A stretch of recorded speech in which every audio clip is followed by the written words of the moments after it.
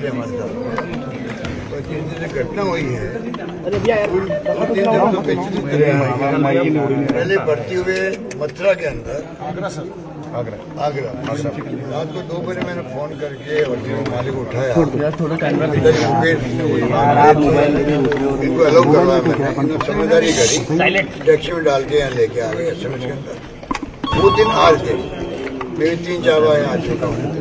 और ये घटना बहुत ही दुर्भाग्यपूर्ण है, जितनी निंदा करे उतनी कम है ये घटना की। उसी रूप में हमने इसको लिया। मिस्टर मलिंगा एमएलए था तब भी सेम हाउस से मैंने उनको अरेस्ट करवाया, केस दर्ज करवाया और चालान पेश भी कर दिया। तो सरकार की तरफ से कोई कमी नहीं रखी। दुर्भाग्य से कि आप बीजेपी उस वक्त अटैक करने नहीं होता, हमारे ऊपर अटैक करने इतनी बड़ी घटना हो गई। आज जब मौका आया तब खड़गे साहब में राहुल गांधी ने स्टैंड लिया।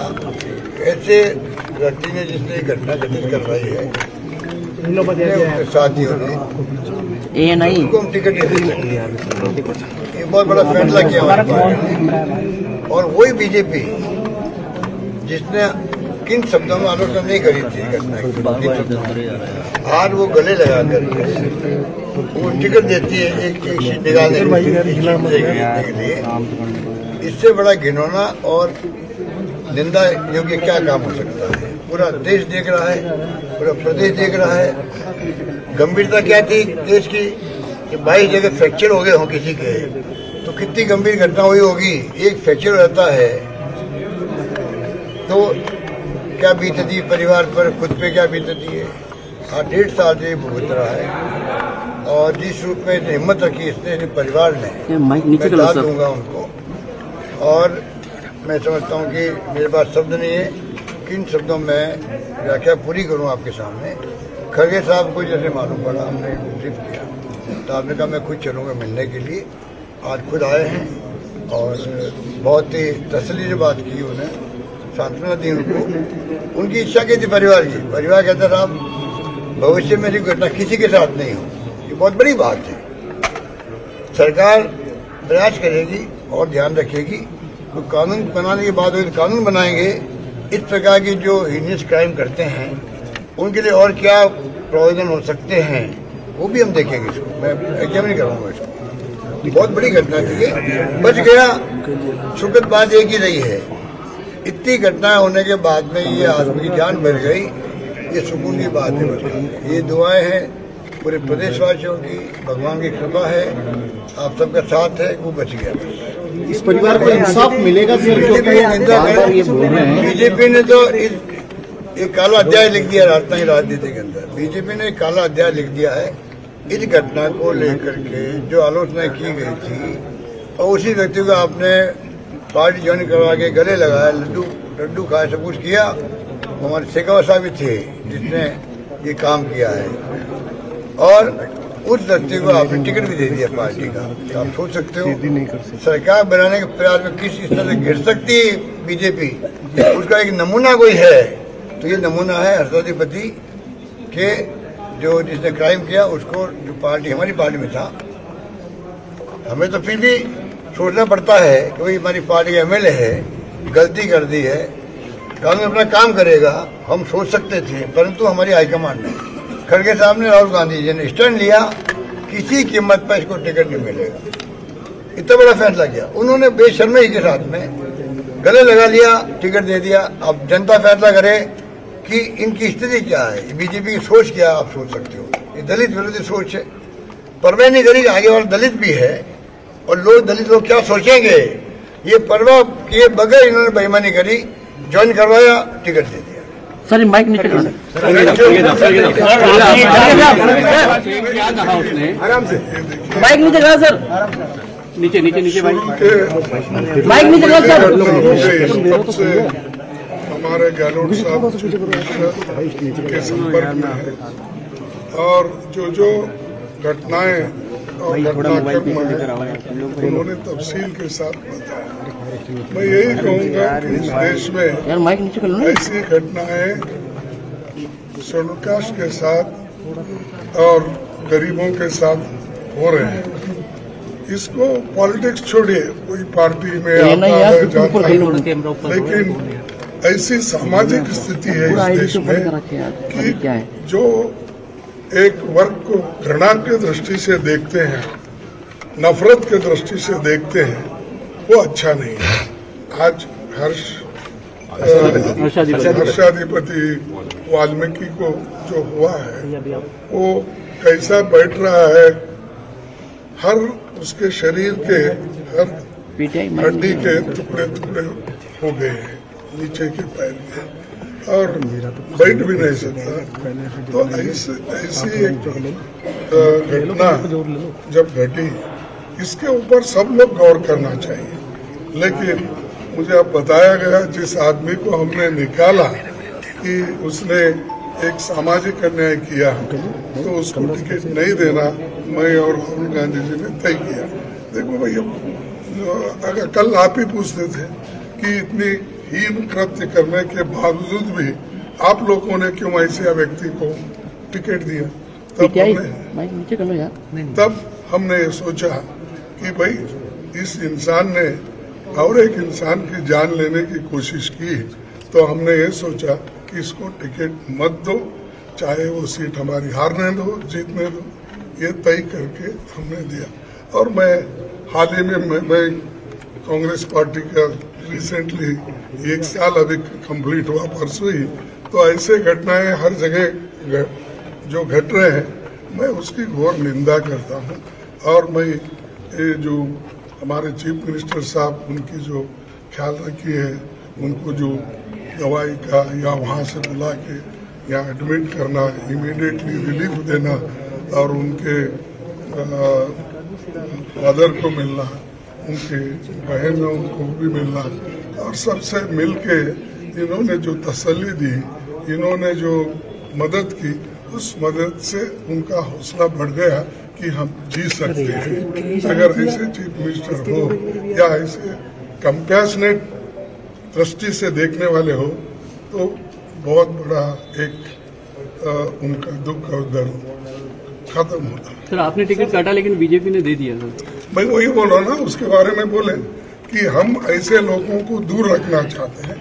हमने टिकट काटा इसलिए कि उनके कुकृत्य के बारे में काटा है, लेकिन बीजेपी एक तरफ तो बोलती है कि हम लोग गरीबों की रक्षा करते हैं, हम गरीब है, और उसमें खास हमारे प्रधानमंत्री जी तो हमेशा बोलते हैं गरीब के साथ है, गरीबों के, लेकिन यहाँ तो मर रहा है, उसको जो मारे, उसके जो शरीर के हर एक भाग में जो टुकड़े करे, ऐसे आदमी को अगर बीजेपी टिकट देती है तो ये शर्मनाक है।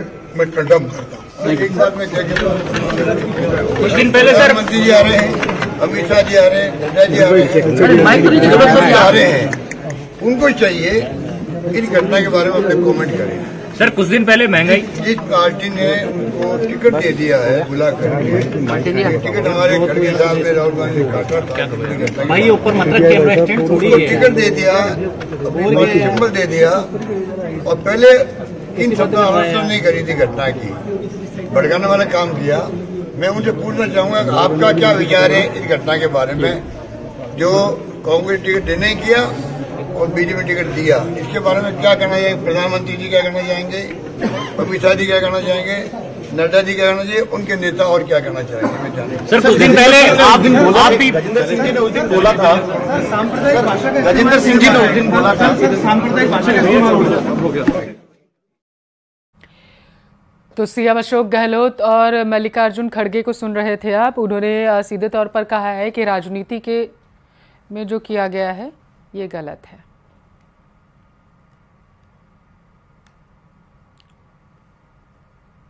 और उधर बीजेपी के राष्ट्रीय अध्यक्ष जेपी नड्डा आज जैसलमेर आएंगे। नड्डा बीजेपी प्रत्याशी छोटू सिंह भाटी के पक्ष में जनसभा को संबोधित करेंगे। जैसलमेर के हनुमान चौराहे पर सभा का आयोजन होगा और इसके साथ ही हनुमान चौराहे पर भी सभी तैयारियों को पूरा कर लिया गया। नड्डा चुनावी सभा को संबोधित करने के बाद जोधपुर पहुंचेंगे।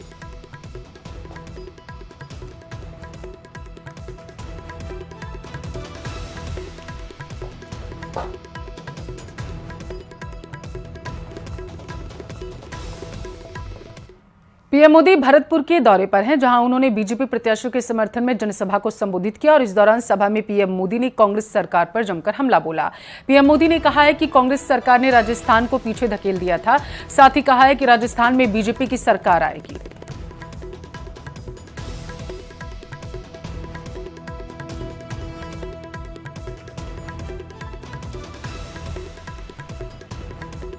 तो राजस्थान के रण में हुंकार भरा है प्रधानमंत्री ने। उन्होंने कहा है कि कांग्रेस के शासन में राजस्थान लगातार पिछड़ता जा रहा था, विकास की रफ्तार यहां पर थम चुकी थी, लेकिन एक बार फिर से प्रदेश में बीजेपी की सरकार बनेगी। लोगों का जन समर्थन जो है वो बीजेपी को मिलेगा।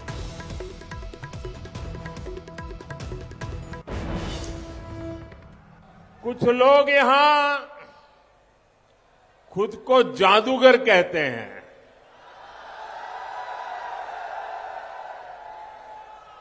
अब उन्हें आज राजस्थान की जनता कह रही है 3 दिसंबर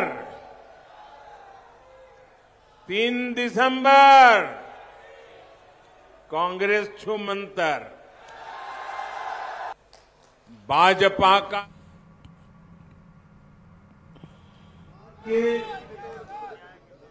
आज के इस चुनावी सभा में मंच पर विराजमान हमारे सहप्रभारी और लंबे समय तक जो लोकसभा और विधानसभा हरियाणा में रहे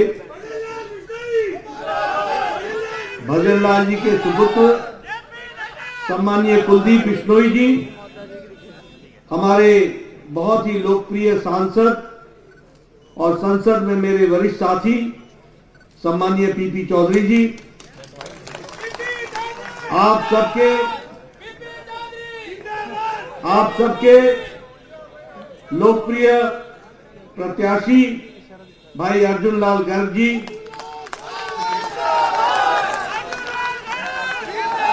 हमारे भोपालगढ़ से प्रत्याशी बहन श्रीमती कमसा बेगवाल जी, हमारे राजेंद्र गहलोत जी जो सहप्रभारी हैं, राज्यसभा में मेरे साथी रहे सम्मानीय रामनारायण डूडी जी, जगबीर छाबा जी, मदन राठौर जी, पूर्व विधायक मिश्रीलाल जी जो पूर्व विधायक हैं, और श्रवण जी जो जिला के प्रभारी हैं, सम्मानित मंच, सभी वरिष्ठ पदाधिकारीगण और यहाँ इतनी बड़ी संख्या में एकत्र आए हमारे इस क्षेत्र के विधान क्षेत्र के हमारे सज्जन वृंद, माताएं बहनें और मेरे युवा साथी और मीडिया के मेरे साथी, प्रिंट मीडिया और इलेक्ट्रॉनिक मीडिया के मेरे साथी।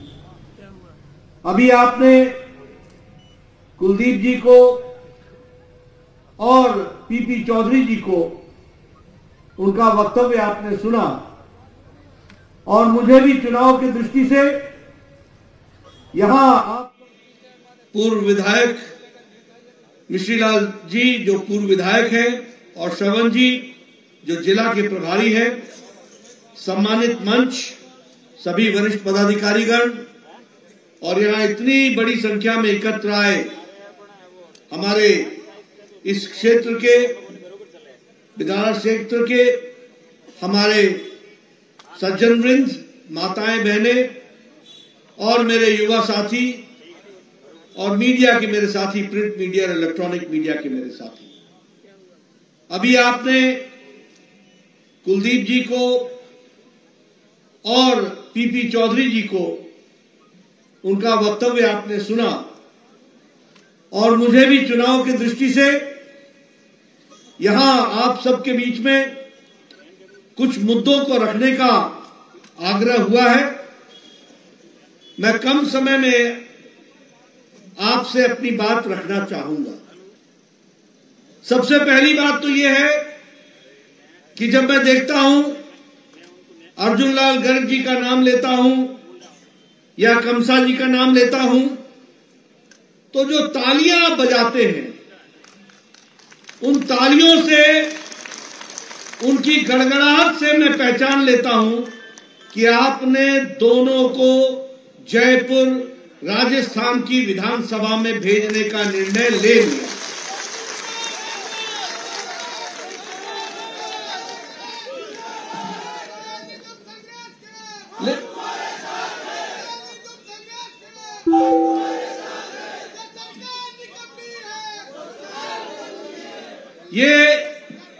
ये निर्णय आपने ले लिया है, ये निर्णय आपने ले लिया है, लेकिन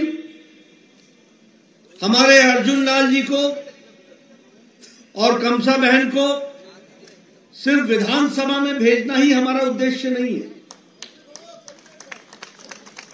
ये हमारा रास्ता है, और ये रास्ता किस लिए है? ये रास्ता है राजस्थान के स्वाभिमान को बचाने का रास्ता है। ये रास्ता है अपने इस क्षेत्र के तकदीर और तस्वीर को बदलने का रास्ता है। ये रास्ता है आपके हक हकूक को उसकी रक्षा करने का रास्ता है। ये रास्ता है इस इलाके के विकास को और आगे बढ़ाने का, ये इसका रास्ता है। मुझे दुख के साथ कहना पड़ता है, जब मैं यहां आया, राजस्थान भिन्न भिन्न पगड़ियों के साथ शांत प्रिय लोग, संस्कारों से युक्त लोग, देव तुल्य लोग, शांत प्रिय ढंग से जिन्होंने राजस्थान की आन बान शान लंबे समय तक संभाल के रखी है, आज लेकिन यह गहलोत सरकार ने इस राजस्थान की आन बान शान को एक तरीके से राजनीति में कलंकित कर दिया। दुख के साथ कहना पड़ता है, आज भ्रष्टाचार में राजस्थान का नाम हो, आज महिलाओं के उत्पीड़न में, महिलाओं के बलात्कार के केसेस में राजस्थान देश में नंबर 1 पर हो गया हो, आज किसानों के तिरस्कार में, उनके साथ अन्याय होने में राजस्थान रिकॉर्ड तोड़ रहा हो, आज गरीब और पिछड़ों पर अत्याचार में राजस्थान में नंबर 1 पर इसके नाम हो जाए, और भाई को भाई से लड़ाना, धार्मिक तुष्टीकरण करना, सर तन से जुदा होना, इस तरीके की आवाजें शांत प्रिय राजस्थान में 5 साल में जो लगी है, उसने ग्रहण लगा दिया है राजस्थान को, ग्रहण। और यह ग्रहण हटने का दिन है 25 तारीख। यह ग्रहण हटने का दिन है 3 तारीख को नतीजा। और ये कौन ग्रहण हटाएगा? ये हमारे बैठे हुए भाई बहन बुजुर्ग नौजवान, ये इस ग्रहण को हटाएंगे। मित्रों, मैं सिर्फ कहने के लिए नहीं कह रहा हूं, आज सच्चाई है इस बात की कि जहां कांग्रेस पार्टी खड़ी होगी, जहां कांग्रेस का नाम होगा, वहां भ्रष्टाचार होगा। जहां कांग्रेस का नाम होगा वहां लूट होगी, जहां कांग्रेस का नाम होगा वहां घपला होगा, जहां कांग्रेस का नाम होगा वहां घोटाला होगा, जहां कांग्रेस का नाम होगा वहां छलावा होगा, जहां कांग्रेस का नाम होगा वहां परिवारवाद होगा, जहां कांग्रेस का नाम होगा वहां वंशवाद होगा। ये कांग्रेस के साथ जुड़े हुए नाम हैं। और जहां भारतीय जनता पार्टी होगी वहीं विकास होगा। जहां भारतीय जनता पार्टी होगी वहीं महिलाओं को स्वावलंबन की ओर ले जाने का रास्ता होगा। जहां भारतीय जनता पार्टी होगी वहीं किसान को सम्मान से जीने का अधिकार होगा। जहां भारतीय जनता पार्टी होगी वहीं युवाओं को आशाओं के साथ इस नए भारत को, विकसित भारत की ओर ले जाने का रास्ता होगा। यह भारतीय जनता पार्टी के बारे में मैं कहना चाहता हूं। जहां भारतीय जनता पार्टी होगी वहां स्थिरता होगी। मैं भ्रष्टाचार की कहानी सुनाऊं, मैं ज्यादा बड़े बड़े किस्से नहीं सुनाऊंगा, लेकिन आप बताइए कांग्रेस के टाइम में पनडुब्बी घोटाला हुआ था कि नहीं हुआ था? जोर से बोलना, हुआ था कि नहीं हुआ था? आप बताइए कांग्रेस के टाइम में हेलीकॉप्टर का घोटाला हुआ था कि नहीं हुआ था? आप बताइए कांग्रेस के टाइम में ये 2G का घोटाला हुआ था कि नहीं हुआ था? कांग्रेस के टाइम में कोयला घोटाला हुआ था कि नहीं हुआ? कांग्रेस के टाइम में चावल घोटाला हुआ कि नहीं हुआ? इन्होंने कांग्रेस के टाइम में कोयला घोटाला हुआ था कि नहीं? इन्होंने न गगन छोड़ा, न पानी छोड़ा, नीर छोड़ा, समुद्र छोड़ा, न इन्होंने पाताल छोड़ा और न धरती छोड़ी। सब जगह घोटाला ही घोटाला किया। ये कांग्रेस पार्टी का काम है। और गहलोत साहब ने तो वृद्धा अवस्था पेंशन को भी नहीं छोड़ा, बुजुर्गों को भी नहीं छोड़ा। अभी कुछ दिन पहले श्राद्ध हुए, हम लोग बुजुर्गों को याद करते हैं, उनको नमन करते हैं, जो गए हुए आत्माएं उनको याद करते हैं। ये जीते जी बुजुर्गों को इन्होंने उनके साथ घोटाला कर दिया। और मालूम है कितने का किया? 450 करोड़ रुपए का, छोटा मोटा नहीं।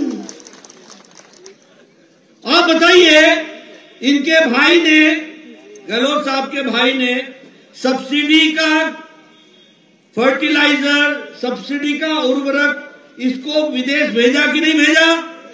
भेजा कि नहीं भेजा? घोटाला किया कि नहीं किया? एक्सपोर्ट किया कि नहीं किया? अशोक गहलोत के रिश्तेदारों को 11,000 करोड़ रुपए का कॉन्ट्रैक्ट मिला कि नहीं मिला? मिला कि नहीं मिला? तो क्या मतलब निकला कि खुद खाओ मेवा और दूसरों से कराओ सेवा। खुद मेवा खाओ अपने परिवार को। और महिलाओं की अगर मैं बात करूं तो नेशनल क्राइम रिकॉर्ड ब्यूरो बोलता है कि रेप में राजस्थान नंबर 1 पर आकर खड़ा हो गया। आप बताइए, ऐसी स्थिति रहनी नहीं है क्या? ये कलंक हटाना है कि नहीं हटाना है? और ये जानते हैं क्यों होता है? इसलिए कि भ्रष्टाचार होता है। जब भ्रष्टाचार होता है तो अफसर बेलगाम होता है, रक्षक भक्षक बन जाता है, पुलिस भक्षक बन जाती है। अभी दौसा में 4 बरस की बच्ची को पुलिस के इंस्पेक्टर ने क्या क्या क्या कुकर्म किया। ऐसे लोगों को रहने देना है क्या? ऐसे लोगों की सरकार रहने देनी है क्या? पिछले 3 महीनों में 118 रेप केस हुए। और प्रतापगढ़ की घटना हम भूल गए क्या? बाड़मेर की घटना हम भूल गए क्या? चूरू की घटना हम भूल गए क्या? हम भीलवाड़ा की घटना भूल गए क्या? हम अलवर की घटना भूल गए क्या? एक से एक कुकर्म। किसी को भट्टी में डाल दिया, किसी को एसिड से जला दिया। ये राजस्थान के नाम पर ग्रहण है कि नहीं है? इसका बदला 25 तारीख को लोगे कि नहीं लोगे? अर्जुन जी को और कृष्णा जी को भेजोगे कि नहीं भेजोगे? यही रास्ता है जिसको आपको ध्यान रखना है। अब मैंने कहा कांग्रेस धोखा देती है। आप बताइए, इन्होंने कहा था कि नहीं कहा था 10 दिन के अंदर कर्जा माफी करेंगे? कहा था कि नहीं कहा था? 10 दिन के अंदर 19,400 किसानों की धरती कुर्क हो गई। 19,400। ये क्या काम है? किस तरीके का काम कर रहे हैं? आप बताइए। मैंने पहले बताया खाद के एक्सपोर्ट में सब्सिडी का खाद भेज दिया कि नहीं भेज दिया? अगर मैं धार्मिक उन्माद की बात करूं, आप बताइए, इस प्रदेश में सर तन से जुदा का नारा लगा कि नहीं लगा? आप बताइए, करौली में हिंसा हुई कि नहीं हुई? आप बताइए, जोधपुर में हिंसा हुई कि नहीं हुई? आप बताइए, शोभा यात्रा जो राम की यात्रा थी, उस पर उसको रोक लगाई गई कि नहीं लगाई गई? और ये कांवर वालों को रोक लगाई गई कि नहीं लगाई गई? मंदिरों पर बुलडोजर चला कि नहीं चला? संतों की हत्या हुई कि नहीं हुई? ऐसी सरकार को रहने देना है क्या? रहने देना है क्या? गांव गांव घर घर संदेश पहुंचाओगे? मोदी जी का संदेश पहुंचाओगे? राजस्थान को मजबूत करोगे? मित्रों, मैं आपको राजनीतिक दृष्टि से बताऊं, प्रशासनिक दृष्टि से 5 साल की लूट की। सबसे पहली बात तो यह कि गहलोत जी ने तो राजस्थान पर राज किया ही नहीं। क्या किया इन्होंने? ये सिर्फ कुर्सी की लड़ाई, सचिन अशोक गहलोत, इसी बीच में यही किया कि नहीं किया? बताओ आपकी चिंता की कभी? अभी मेरे पीपी चौधरी साहब बता रहे थे रीट का पेपर लीक। आपको मालूम है 17 पेपर लीक हुए, 17 पेपर, 17, 19। देखिए आप मेरा ज्ञानवर्धन कर रहे हैं, आते आते 2 और बढ़ गए, 19 पेपर लीक। और वन रक्षक की भर्ती में घोटाला, पटवारी में घोटाला, पुलिस के कांस्टेबल में घोटाला, अपने रिश्तेदारों को रखने का काम पकड़ा कि नहीं पकड़ा? अब आप बोलना कि अपने रिश्तेदारों के साथ ही तुम रहो, अब छोड़ दो हमें माफ करो, राजस्थान हम संभाल लेंगे, ये बात को हमको लेकर के चलो। अपने लोगों को अपॉइंटमेंट देने का काम किया। उसी तरीके से देखिए योजना भवन जो सरकार का सेक्रेटेरिएट है, सेक्रेटेरिएट ये ना योजना भवन तहखाने में, वहां क्या मिला? सोना। ये बताओ भ्रष्टाचार की कहानी बता रहा है कि नहीं बता रहा है? 2 करोड़ से ज्यादा, 2 करोड़ 31 लाख रुपए मिले कि नहीं मिले? ये क्या है?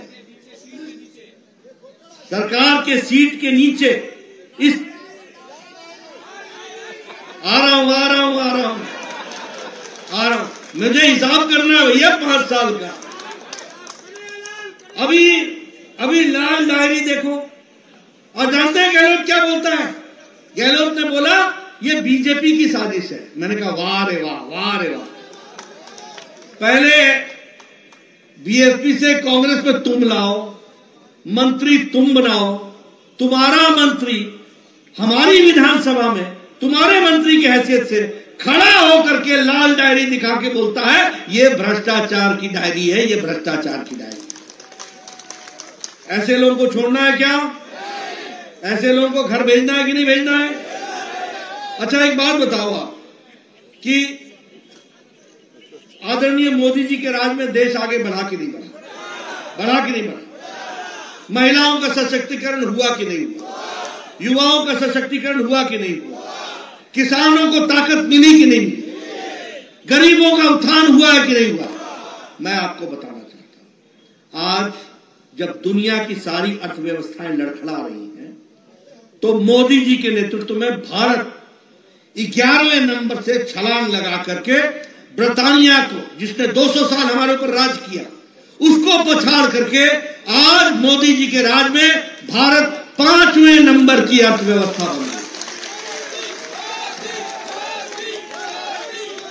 और अभी आप अर्जुन जी को जिताओगे, बहन का कस्बा जी को जिताओगे, और 2024 में फिर से मोदी जी को लाओगे, और भारत 2027 में 3रे नंबर की अर्थव्यवस्था बन जाएगा। ये भी याद।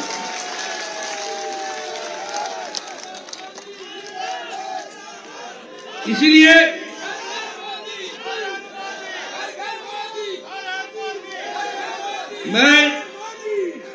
मैं ये भी आपको बताना चाहूंगा कि आज भारत में विकास के दृष्टि से इस्पात में हम 2रे नंबर पर खड़े हैं, ऑटोमोबाइल में हम 3रे नंबर पर खड़े हैं। और आज जो आपके पास मोबाइल फोन है ना, जितने भी मोबाइल फोन निकाल के देखना, पीछे लिखा होगा मेड इन इंडिया। यही 9 साल पहले लिखा होता था मेड इन चाइना। ये फर्क आ गया है। और इसीलिए आप बताइए, गांव, गरीब, वंचित, पीड़ित, शोषित, दलित, हमारा आदिवासी भाई, हमारे अनुसूचित जाति भाई, इन लोगों को मुख्य धारा में लाने का काम मोदी जी ने किया कि नहीं किया? प्रधानमंत्री गरीब कल्याण अन्न योजना में 80 करोड़ जनता को 5 किलो गेहूं या 5 किलो चावल, 1 किलो दाल पहुंचाया कि नहीं पहुंचाया? मालूम है इसका फर्क क्या पड़ा है? इसका फर्क ये पड़ा है कि 13.5 करोड़ लोग आज गरीबी की रेखा से ऊपर आ गए हैं। ये भी हमको ध्यान रखना है। अति गरीबी कम हो गई, 1% से भी नीचे आ गई अति गरीबी। अब आप बताइए, प्रधानमंत्री जी ने 4 करोड़ आवास देने का तय किया कि नहीं तय किया? 20 लाख आवास यहां बन रहे हैं कि नहीं बन रहे हैं? आप बताइए, गहलोत ने 9 लाख घरों को रोक दिया कि नहीं रोक दिया? रोका कि नहीं रोका? अब 25 तारीख को तुम इसको रोक देना, फिर से आपके 20 लाख मकान बंद करके हटेंगे, ये भी आप जानो। आयुष्मान भारत में 5 लाख रुपए दिया जा रहा है कि नहीं दिया जा रहा है?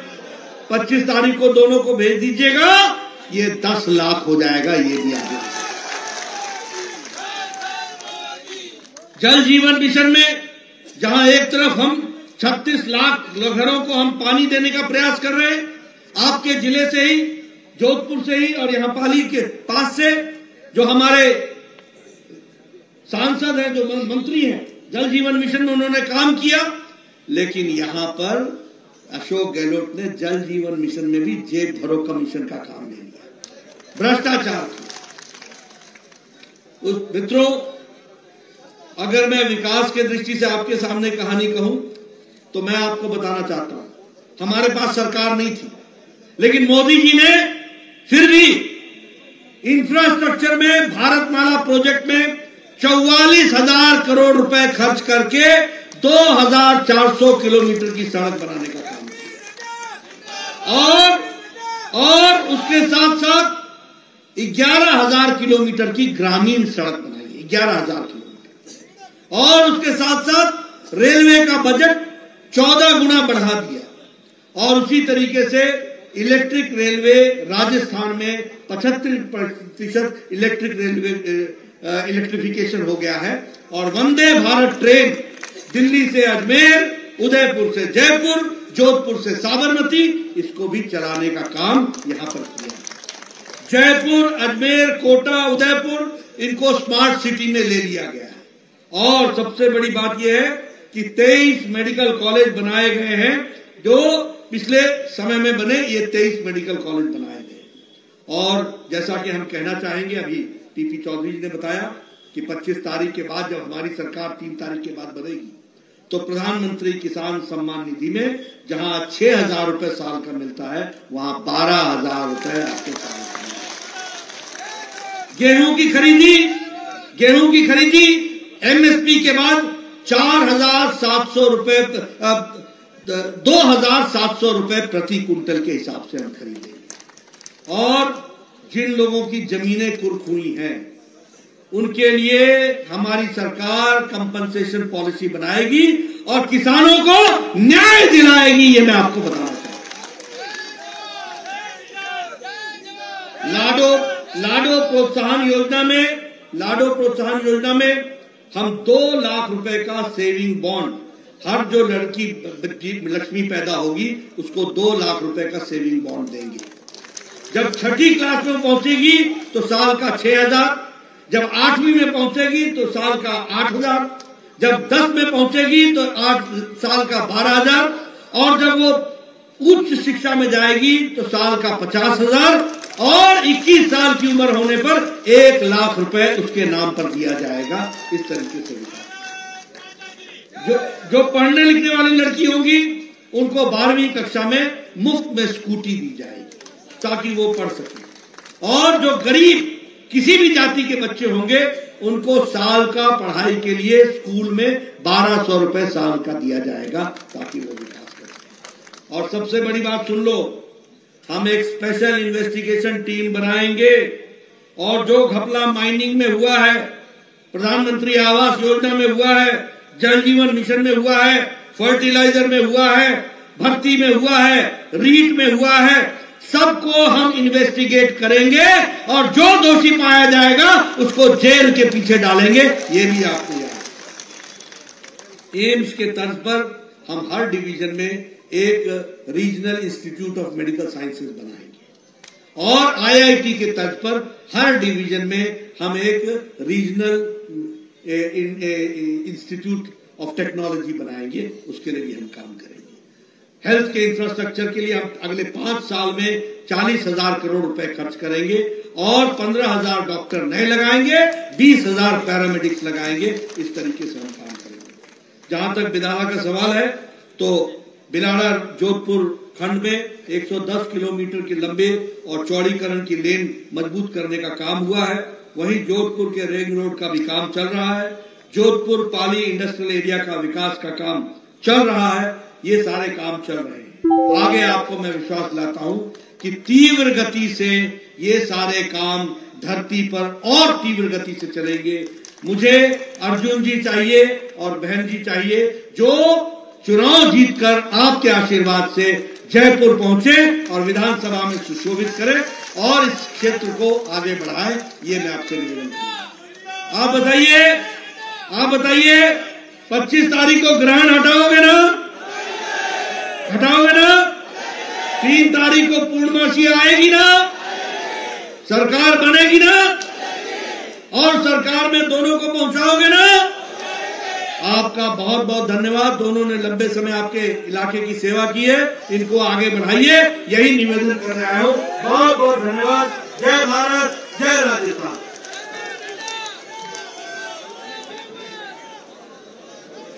बहुत बहुत धन्यवाद हमारे राष्ट्रीय अध्यक्ष जी का। तो बीजेपी अध्यक्ष जेपी नड्डा को सुन रहे थे आप। पीपाट जोधपुर में वो पहुंचे हुए हैं, जहां पर वो एक तरफ जहां बीजेपी की जो योजनाएं हैं उनको उन्होंने बताया है और किस तरीके से बीजेपी अगर सत्ता में आएगी तो काम करेगी। और अब एक news 18 network special world toilet week के जरिए स्वच्छता संकट को दूर करने पूर्व मंत्री चंद्रराज सिंघवी की सवाई माधोपुर में पत्रकार वार्ता के दौरान ऐसी जुबान फिसली कि उन्होंने यह कह दिया कि पूर्वी राजस्थान में कांग्रेस प्रचंड बहुमत से जीत कर आएगी। हालांकि कहने के बाद उनको यह एहसास भी हो गया कि उनकी जुबान फिसल चुकी है। फिर अपनी गलती को दुरुस्त करते हुए कहा है कि भाजपा पूर्वी राजस्थान में जीतेगी। पूर्व मंत्री चंद्रराज सिंह जी ने सवाई माधोपुर में पत्रकार वार्ता के दौरान भाजपा की उपलब्धियों के बारे में बताया और इस दौरान भाजपा जिला अध्यक्ष सुशील दीक्षित भी मौजूद रहे। भावना का प्रश्न है, वो एक अलग चीज है। हनुमानगढ़ के बाद में जो जिला है उसके अंदर मैं मानता हूं भाजपा का, मान लीजिए इतना नहीं भी था। इस बात को आप मेरे दावे के साथ कह सकता हूं, पूर्वी राजस्थान में भी कांग्रेस पीछे नहीं है, भाजपा पीछे नहीं है। जिलावार आप एक एक की बात कर सकते हो, इतना समय है तो हर जिले के हिसाब से मैं आपसे बात करने को तैयार हूं। अभी मैं जा रहा हूं, आज शाम को मेरे मित्र है, बहुत तगड़े हैं नेता जो शांति के सामने चुनाव लड़ रहे हैं, वहां मेरी प्रेस कॉन्फ्रेंस है। उसके बाद रात को नरपत के लिए है। मैं आपको एक बात बताना चाहता हूं, आप मुझे एक बात बताइए। लोग कहते हैं कि आपने मोदी के चेहरे पर चुनाव क्यों लड़ा? अरे मैं क्या पागलों, मोदी के चेहरे पर चुनाव, मैं मोदी के चेहरे पर तो पूरे पाकिस्तान को हरा सकता हूं। बारां जिले में जगह जगह प्रत्याशियों को विरोध का सामना करना पड़ रहा है। बारां अटरू से कांग्रेस प्रत्याशी पानाचंद मेघवाल और छबड़ा के कांग्रेस प्रत्याशी कर्ण सिंह का विरोध का सामना करना पड़ा, जिसका वीडियो सोशल मीडिया पर वायरल हो रहा है। पानाचंद मेघवाल जब शहर की बस्ती में अपने लिए वोट मांग रहे थे तो इसी दौरान बस्ती की महिलाओं और लोगों ने उन्हें सड़क न बनाने से नाराज होकर उल्टा सीधा सुना दिया। वहीं छाबड़ा क्षेत्र में प्रचार कर रहे कांग्रेस प्रत्याशी करण सिंह राठौर को भी ग्रामीणों ने पूर्व में काम न कराने पर खरी खोटी सुनाई।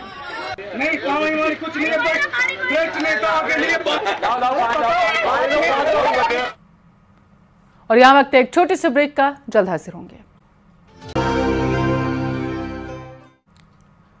ब्रेक के बाद स्वागत है आप सभी का। और बड़ी खबर का रुख करेंगे जो कोटा से आ रही है। अवैध शराब की फैक्ट्री का भंडाफोड़ किया गया है। लाखों रुपए की शराब को बरामद किया गया और मौके पर भारी पुलिस बल भी तैनात है। लाखों रुपए के शराब की कच्ची और देशी शराब को जब्त किया गया है। संभवतः विधानसभा चुनाव में वोटर्स को लुभाने के लिए ये शराब को काम में लाना था। मौके पर डीएसपी, सीआई सहित पुलिस का भारी जाब्ता तैनात है। आरके पुरम थाना इलाके का यह मामला है।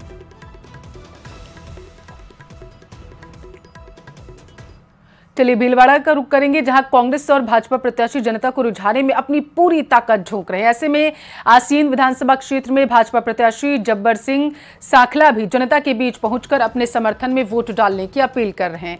जब्बर सिंह सांखला वर्तमान विधायक भी हैं आसीन से और पार्टी ने इन पर फिर से भरोसा जताते हुए आसीन से ही प्रत्याशी बनाया है। न्यूज 18 से खास बातचीत करते हुए भाजपा प्रत्याशी जब्बर सिंह सांखला आसीन विधानसभा सीट पर त्रिकोणीय मुकाबला है ही नहीं, क्योंकि जो भी कार्यकर्ता जुड़े वह बीजेपी पार्टी के हैं। उन्होंने कांग्रेस के प्रत्याशी मेवाड़ा पर हमला करते हुए कहा है कि आसीन की जनता उनसे ऊब चुकी है, इसलिए उन्हें लगातार आसीन की जनता 4 बार हरा चुकी है।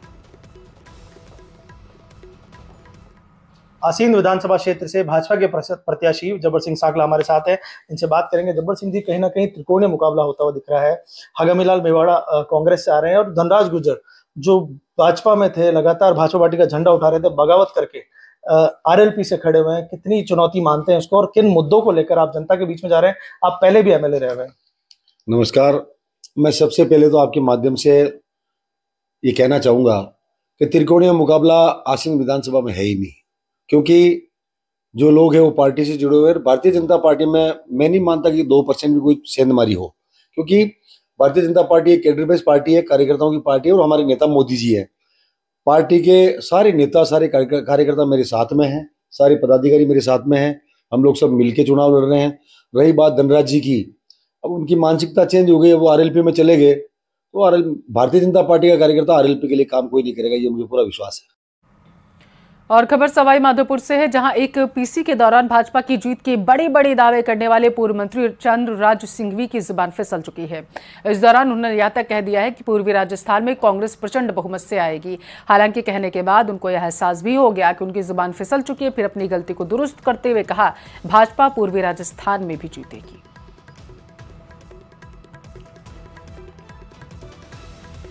मैं वहां से चला, हनुमानगढ़ तक मैं आपको ले गया।